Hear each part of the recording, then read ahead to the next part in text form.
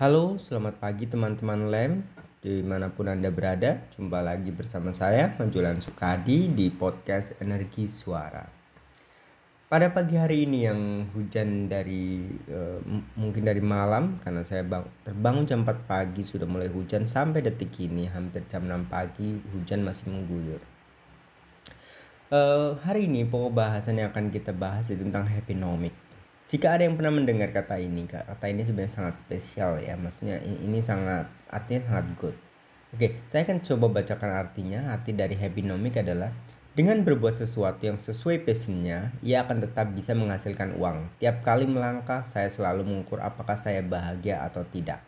Oke, that is happynomic. Happynomic adalah indeks untuk mengukur bukan gerakan kita sebenarnya, tapi ini lebih jenis tindakan apa yang akan kita lakukan diukur bukan hanya uang semata, tapi kebahagiaan adalah indeks utamanya dalam perilaku yang kita lakukan atau kegiatan yang kita lakukan. Happynomic, itulah kata happynomic.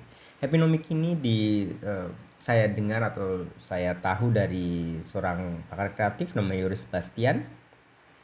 Nah, pada pertama kali saya mendengar kata ini atau mengetahui kata ini itu di tahun 2016 ya. Ketika itu saya sedang scroll IG dan ini katanya happynomic. Karena saya tidak tahu, saya waktu itu langsung buka kamus ataupun buka Google, saya lupa. Yang jelas kata ini langsung memorable di kepala saya dan saya menuliskannya di Instagram saya dan menjadi sebuah artikel pendek. Kembali merenungi tentang happynomic. Happynomic sebenarnya ini mengingatkan saya pada satu masa, yaitu ketika saya waktu itu di tahun 2016 saya memutuskan untuk keluar kuliah. Bukan hanya keluar kuliah tapi hanya keluar kerja juga, karena saya begitu under pressure. Saya mengingat ada satu kejadian penting dalam satu momen di kehidupan saya, dan kehidupan ini sangat memorable. Kuliah saya berantakan, ada sesuatu yang hilang dan saya memilih melepaskan pekerjaan juga dan saya pergi ke Kota Malang. Di Kota Malang sebenarnya saya ingin mencoba hal yang baru. Saya benar-benar ingin lupakan Jakarta. Saya pergi ke Malang, tetapi di Malang saya kurang beruntung. Saya tidak tahan di sana. Mungkin karena sebabnya saya tidak langsung mendapatkan pekerjaan kali ya. Jadi saya tidak bisa bertahan di sana. Jadi saya kembali ke Jakarta. Di sana hampir 3 minggu, hampir 1 bulan sebenarnya. Sekembalinya dari Kota Malang ke Jakarta, saya begitu rempong karena waktu itu saya harus memulai segala sesuatunya dari awal, benar-benar dari awal. Saya tidak punya tempat tinggal, saya numpang di tempat adik saya, dompleng. Dan yang saya lakukan hanya itu freelance. Karena saya waktu itu memiliki punya skill yang ya lumayan, saya bisa desain, jadi saya memberanikan diri untuk freelance. Saat itu saya begitu rempong mencari pekerjaan, keluar masuk kantor menjadi freelancer rupanya tidak begitu buruk. Ia menghasilkan uang dengan jam kerja yang fleksibel, tapi imbasnya orang tua menjadi sangat khawatir karena tak bekerja tetap lebih dari 5 bulan. Mereka selalu bertanya bagaimana saya bertahan hidup. Nah, itulah masalah yang saya hadapi di tahun 2016. Saya lebih dari 5 bulan saya tidak bekerja. Dan saya menikmati freelancer rupanya waktu itu, tapi memang ini tidak good ya ketika kita tidak dapat support system yang bagus. Kamu mencoba segala sesuatu agak sedikit kurang power.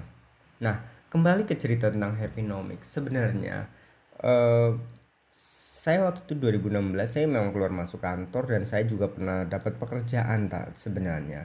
Tapi karena saya waktu itu berpikir saya ingin mengajar. Jadi ada 2 tempat kerja yang mau menerima saya, tapi saya tidak ambil karena satu, ada kantor IT yang membutuhkan pegawai IT. Saya tidak ambil karena dengan alasan skill saya terlalu minim, jadi saya tidak melepaskannya. Tapi dengan imbasnya saya tetap merasa khawatir karena saya masih jadi freelancer yang cuma dapat pekerjaan mungkin sebulan sekali atau sebulan 2 kali. Lalu yang kedua ada baby school, saya masih ingat namanya Hey Guru di daerah Puri Indah. Saya juga dapat di sana, tapi saya cuma tahan 1 bulan dengan alasan rupanya baby school ini bukan tempat kerja untuk pria ya, ini lebih cocok untuk wanita ataupun ibu-ibu karena di sana begitu banyak baby dan komunikasi yang terjalin juga banyak karena baby school yang jelas banyak cewek yang bekerja di sana. Nah, selepas dari Hey Guru, saya benar-benar waktu itu oke, ini mengambil keputusan dengan tutup mata dan saya dengan mungkin terlalu berani tapi saya emang berani ya. Oke, saya melepas Hey Guru dan saya belum ada pekerjaan waktu itu, tapi saya mungkin tipe orang beruntung, saya harus bersyukur. Selepas dari Hey Guru, waktu jalan pulang, saya ingat sekali waktu itu sedang mampir membeli minuman, mungkin es sepertinya. Ada telepon masuk ke nomor saya. Oke, pertama saya tidak angkat karena saya waktu itu sedang naik motor. Tetapi ketika sedang mampir itu saya melihat ada nomor kontak baru dan ya mungkin memang itu rezeki saya. Saya langsung telepon balik. Saya masih ingat orang yang menghubungi saya namanya Ibu Luna. Dia meminta jadwal interview untuk sebuah sekolah di daerah Pluit. Oke, saya datang dan yang di sana rupanya dibutuhkan adalah guru gambar dan guru komputer. Oke, saya boleh jujur, saya bukan jurusan komputer atau gambar. Saya hanya seorang pendidikan agama. Saya lebih khususnya agama Buddha. Saya ya dididik dengan cara pendidikan itu ya. Tapi entah mengapa mereka percaya saya untuk menjadi guru gambar dan guru komputer bagi anak SD. Dan itu juga blessing buat saya atau keberuntungan buat saya. Rupanya mereka percaya walaupun saya waktu itu nggak percaya diri, tapi saya mencobanya dan saya bisa bertahan 2 tahun di sana. Setelah direview, setelah saya keluar dari sana, rupanya keberanian itu, kebahagiaan itu memang harus ditempuh dengan cara keberanian. Ketika memang benar kata Steve Jobs, masa depan hanya bisa dilihat dari menyambungkan masa lalu dan masa lalu. Keputusan untuk tidak mengambil pekerjaan IT dan persoalan di Hey Guru karena saya waktu itu kurang nyaman dan saya kurang begitu menikmati jalannya. Saya udah coba sebulan 2 bulan di Hey Guru nggak bisa, saya keluar dan rupanya saya mendapatkan pekerjaan menjadi guru guru gambar dan guru komputer. Saya bertahan 2 tahun dan setelah 2 tahun pun saya pekerjaan guru ini rupanya masih tetap ya, masih bertahan sampai hari ini. Saya pindah sekolah pun masih dengan passion ini, maksudnya dengan pertimbangan happynomic ini. Saya menjadi guru komputer lagi dan gambar juga masih berjalan. Saya mulai menikmati kegiatan seni ini. Dan inilah yang saya sebut happynomic.